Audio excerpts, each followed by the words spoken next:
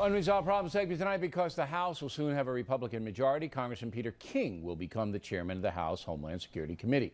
First up for Mr. King, holding hearings on radical Islam in America.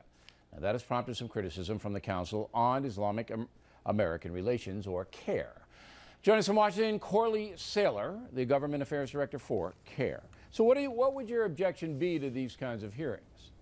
Hey, good evening, Bill, and thanks for having me on. Well, the concern is really not with the hearings so much, but with Representative King himself. He has said that there are too many mosques in America. He has said that 85% of the American Muslim leadership is an enemy living amongst us.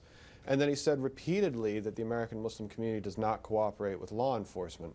And just as an example of how patently false these statements are, FBI Director Mueller in 2008 and 2009 has praised the American Muslim community for our cooperation with law enforcement. All right, so your beef is with King, personally with King. You think he's anti-Muslim? Well, I don't want to say personally with King, but definitely with those positions that he has adopted. We think that they But say, you know, there's a whole bunch of people on a committee, and they're going to have these hearings on, you know, Muslim extremism inside America. And the reason they're going to have them is because there have been 24 incidents in the last 2 years involving Muslims who were trying to do some kind of violence, according to the authorities. Now, only one happened. That was Hassan, the major down in Texas, killing those people. But 24 incidents, that's troubling, is it not? Well, I think that Representative King is going to hold hearings that represent his view. He's not going to bring witnesses before his committee that are going to contradict him. That's not what he wants.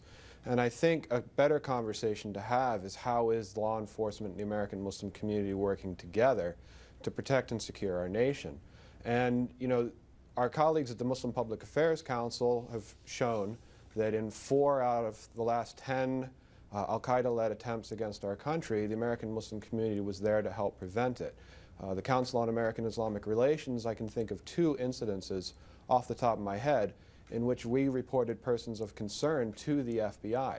Unfortunately, in one of those cases, the person we reported as a person of concern turned out to be an FBI informant. So you're not going to, you don't believe that that will be heard in the committee hearings?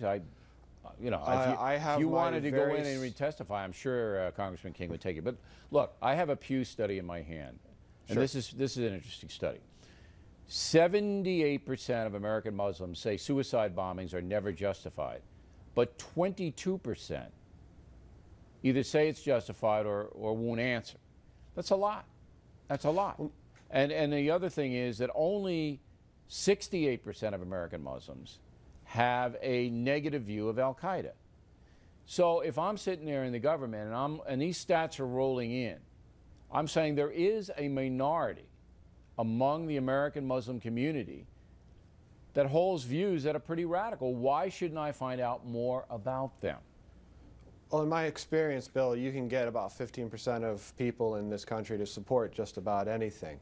I think the really important thing to look at here is there support within the American Muslim community for al-Qaeda? And my answer to that is no, there is not. No, but this poll says there is enough support. There's enough support that to make it not an overwhelming problem. But look, here, if I'm the top law enforcement guy in the country and I see 24 incidents of Muslim attempted violence in the United States over the past 24 months, that's 1 incident per month. That's troubling. That is troubling. Now, I'm not saying that it might be coming from outside, it might be coming from Yemen, but I think you got to get a handle on it. Therefore, I support these hearings. I'll give you the last word. Well, sure. Let's finish up on talking about al-Qaeda. The Counterterrorism Center at West Point came out with a report in which they demonstrated that al-Qaeda has done one thing very well since 9/11, and that's kill Muslims. So I think what we need to be emphasizing is the alliance between American Muslims, law enforcement, Muslims worldwide against al-Qaeda, as opposed to trying to put the lens on the very small minority who support these acts that do not find friendly support within the American Muslim community. I disagree with you because it's the very small minority that killed 3,000 people on one day. And if you're not going to deal with those people, you're not going to put the lens, as you put it, on those people, you're opening yourself up to some serious, serious problems. And what I'm saying, Bill, is the lens is there. They are not finding support in the American Muslim community. American Muslims are more than willing to work with law enforcement to make sure there are no attacks on this country. And if Peter King will not highlight that. I hope that's the case. And if you want to testify in front of that committee, just let us know. And I mean, I'm looking forward to the invitation. Absolutely. I think Mr. King would, Congressman King, would like to know what you think. Sheila, thanks very much. We come right back.